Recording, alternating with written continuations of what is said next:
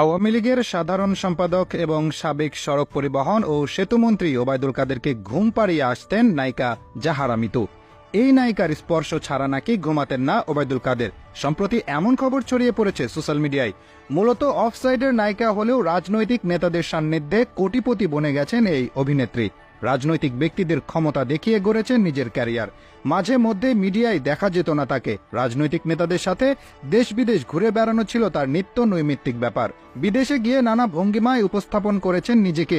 আওয়ামী লীগের অনন্য নেতাদের সাথে রমরমা সম্পর্ক থাকলেও বারবার তার সাথে উঠে এসেছে ওবায়দুল কাদেরের নাম। রাজনৈতিক ক্ষমতা দেখিয়ে কাজ করেছেন শাকিব খানের মতো চিত্রনায়কের সঙ্গে, বনে গেছেন শাকিব খানের নায়িকা। সেই সিনেমায় কাজ পাওয়াতে সাহায্য নিয়েছেন ওবায়দুল কাদেরের। আগুন সিনেমার অভিষেকের দিন উপস্থিত ছিলেন ওবায়দুল কাদের নিজে। সিনেমা মুক্তি না পেলেও প্রায় ডজন খানেক সিনেমার নায়িকা হয়ে গেছেন মিতু।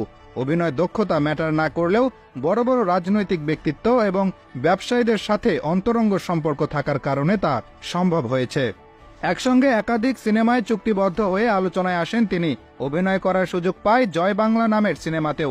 সিনেমার ট্রেলার প্রকাশের পরপরই কড়া সমালোচনা করেছেন নেটিজেনরা। নেতিবাচক মন্তব্য করেছে জাহারা মিতুকে নিয়েও। যদিও সেই সময় সিনেমার সাফাই গেয়ে পোস্ট দিয়েছিলেন মিতু। অমর একুশে বইমেলা 2023-এ প্রকাশিত হয় চিত্রনায়িকা জাহারা মিতুর লেখা প্রথম বই প্রেমিকার নাম কবিতা, যেটির মোড়ক উন্মোচন করেন তৎকালীন আওয়ামী লীগের সাধারণ সম্পাদক ও সড়ক পরিবহন ও সেতুমন্ত্রী ওবায়দুল কাদের। সেই বইয়ের মোড়ক উন্মোচন অনুষ্ঠানে ওবায়দুল কাদেরের বিষয়ে মিতু বলেন, আমার প্রথম চলচ্চিত্রের মহরতে তিনি পাশে ছিলেন। আমার প্রথম কাব্যগ্রন্থের মোড়ক উন্মোচনও তার হাত ধরেই। নিজের অভিভাবক বলে সম্বোধন করেন। এ নিয়ে নেটিজেনদের কটাক্ষের শিকারও হয়েছেন এই নায়িকা। তবে এসব কিছুকে পাত্তা দেন না তিনি। সম্প্রতি সব অভিযোগ অস্বীকার করে পোস্ট করেছেন এই অভিনেত্রী।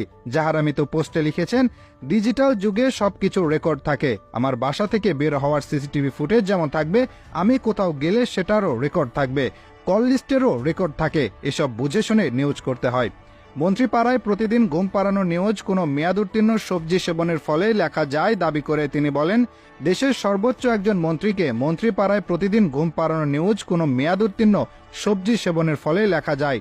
এর থেকে হাস্যকর নিউজ আমি আমার বাপের জন্মে দেখিনি, সত্যিই দেখিনি।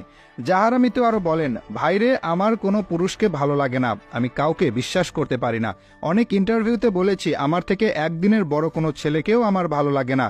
গত 3.5 বছর আগে এমন এক ধোঁকাবাজের সাথে সম্পর্ক ভেঙেছি যে এরপর সম্পর্ক জিনিসটাই আমার প্যারা মনে হয়। তিনি বলেন, আপনাদের অত্যাচারে মনে হচ্ছে একটা প্রেম করে প্রেমিক সামনে আনতেই হবে, তাহলে যদি আপনাদের একটু মনের আনচান ভাব কমে আর কি, তখন আর আবোল তাবোল প্রেম কাহিনী বানানো লাগবে না।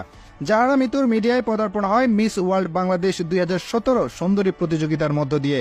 রাজনৈতিক কারণে গ্ল্যামার জগতে পেয়ে যান আধিপত্যতা। বিভিন্ন সময় ফেসবুকে বোল্ড ছবি পোস্ট করে নেটিজেনদের নজরে আসেন এই নায়িকা।